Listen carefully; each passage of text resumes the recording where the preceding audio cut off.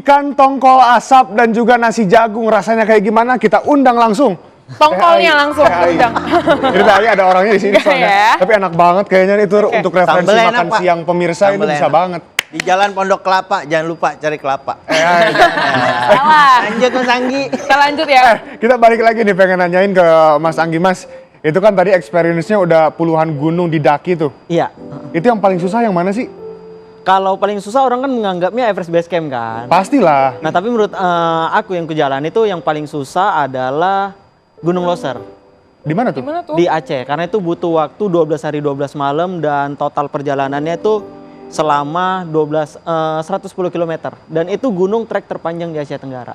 Oh. Bang, abang tuh merasakan kesusahan tuh sebenarnya pas di awal, pas lagi nanjak di tengah-tengah atau pas lagi turunnya sih bang? Kalau aku justru yang paling susah tuh kalau treknya batu. Karena tongkat aku tuh susah untuk napaknya. Oke. Oh, pakai ini tongkatnya nih? Pakai tongkat ini? Gak ada tongkat yang khusus gitu bang berarti? Nggak ada. Nggak ada. Ini bukan tongkat biasa nih, udah menemani 20 gunung. Abang udah pegang nggak? Pegang coba tongkatnya. Ini. Nah gimana rasanya megang tongkat yang udah 30 gunung? Gitu Chef. Izin. Izin. Bang, tapi kan Kalah. tadi ada videonya tuh. Ya. Ada tulisannya abang TikTok Gunung Rinjani 14 jam. 14 jam. Normalnya berapa jam biasanya bang? Normalnya 3 hari 2 malam. Kok bisa bang 14 jam tiba-tiba Kok nge-cheat apa cepet-cepet gimana tuh? banget sih? Kemarin tuh ngejar rekor disabilitas pertama yang TikTok Gunung Rinjani dan kemarin tuh sesuai dengan ini Sumpah Pemuda. Jadi semangat pemuda juga bisa dirasakan oleh teman-teman disabilitas. Terus bang, tapi sebenarnya trik-trik apa sih bang yang harus dimiliki orang-orang yang mau mendaki gunung? Nah sebenarnya basic sih mbak, kayak kita kan kalau naik gunung tuh kekuatan kaki dan tangan ya sebenarnya yang harus dikuatin. Kalau aku pribadi tuh renang, itu untuk pernapasan supaya bagus. Tapi yang paling sering tuh aku kayak leg day dan sering training aja. Tapi leg day-nya aja sih sebenarnya. Latihannya kayak gimana sih Bang? Khususnya dengan kondisi Abang seperti ini ya. Bisa dipraktekin nggak, Bang? Iya Bang. Latihan-latihan Bisa, yang bisa. mungkin Boleh yuk. gimana gitu. Tapi aku yang paling sering itu kan skipping ya, satu hari itu bisa 1000 dan sebagainya. Skipping. Wow. Selain skipping. Ya paling push up dan sebagainya karena itu untuk otot tangan kan bahu. Boleh dong bang dicoba bang. Kalau squat bisa berarti squat. Kuat bisa ya? Kalau push up Bisa kan gini. berapa lama biasa Bang nahan gini Bang? Aku tuh berdiri tanpa tongkat itu bisa paling lama tuh kemarin 35 menit. 35 menit. Iya, tanpa tongkat. Itu latihan buat kalau ada persiapan mau naik gunung berarti ya? Itu terus yang dilatih? Iya sih, tapi sebenarnya kan aku dari 9 tahun udah atlet. Jadi kalau olahraga itu emang, ya memang tiap hari olahraga. Udah ada dasarnya Pak Dasarnya. Sena berarti. Iya, Tinggal iya, ngelanjutin iya, aja. iya. Ini udah berdiri-berdiri Berarti dipraktekin dong squat bang. nih, squat yang kayak tadi. Ya, Squat. Oke. Habis tuh ya paling kayak push up dan sebagainya kayak gini sih mbak. Oh, push Dan- up. Tuh. Karena ini kekuatan tangan juga ya, Penting. mengingatkan Buat pakai numpang pakai tongkat Pak. pakai tongkat tadi. Abang berarti kalau keadaan disabilitas yang kayak abang, kakinya diamputasi, berarti yang harus kuat sebenarnya tangan ya bang ya?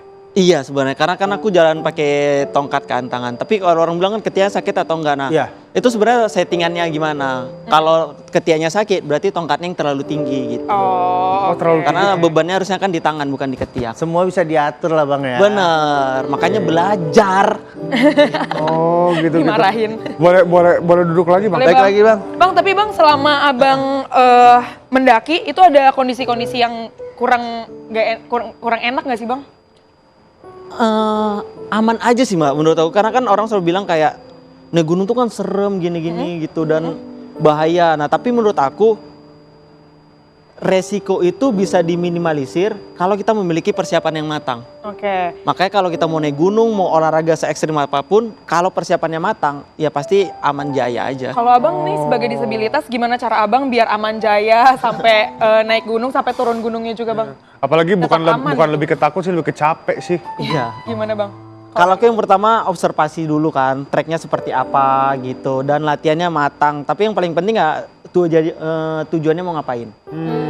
Nah kayak kayak yang tadi tuh pada nanya kenapa mau naik gunung cuman TikTok 14 jam gitu, karena Jojo Kerinjani yang cantik kayak gitu, tapi kenapa maunya TikTok bukan camping gitu. Karena ya pada saat itu momennya Sumpah Pemuda dan aku pengen buktikan juga kalau pemuda disabilitas itu juga memiliki semangat untuk ngebangun Indonesia. Asik.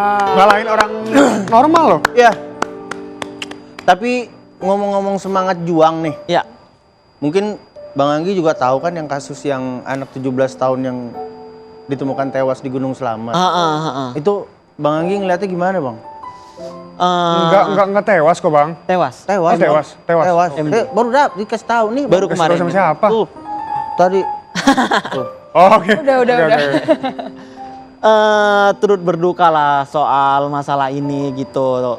Dan ya mungkin ini juga peringatan buat teman-teman semua bahwasannya kalau naik gunung tuh kita, kalau gunung yang ekstrim dan sebagainya, kalau kita nggak memiliki persiapan yang matang dan nggak memiliki ilmu yang cukup, kayaknya satu-satunya hal yang paling penting adalah cari teman yang bisa bekerja sama dengan baik lah. Oh. Karena di gunung tuh bukan soal siapa yang paling kuat, siapa yang paling berani, siapa yang paling berilmu, tapi siapa yang paling bisa diajak bekerja sama, dan yang pastinya adalah masalah gede bakal jadi kecil kalau dijalani bareng-bareng. Iya, tapi karena suka ada ego itu ya, gue Iya, yang paling Bang. kuat, lu yang paling kuat, yang kayak gitu-gitu sih. Bang, tapi berarti ilmu apa sih Bang yang harus kita pakai jatuhnya kayak Miliki. black magic ya? Miliki, yang harus kita Bu. miliki Mbak untuk menjadi seorang pendaki. Banyak sih Mbak, supaya apalagi alam yang sebebas itu kan. Ya alhamdulillah aku baru balik nih 4 hari lalu dari acara Resurvival. Ya. Jadi itu belajar tentang kayak diksar gitulah di alam, tentang pelatihan dasar yang perlu kita jalanin, kayak cara bikin api tanpa korek dari kayu gitu. Oh. Terus penanganan pertama hipotermia, terus kalau ngadepi binatang buas gimana, dan kalau cara misalnya kita tersesat melihat kompas tuh cara-cara gimana gitu. Oke. Oh. Bang, berarti sebenarnya yang mendorong Abang, tunggu, Abang kan mulai naik gunung sebenarnya saat udah menjadi disabilitas. Bener. Yang mendorong Abang malah mau naik gunung di antara ada banyak aktivitas yang lainnya sebetulnya inspiratif juga tentunya. Itu apa Bang?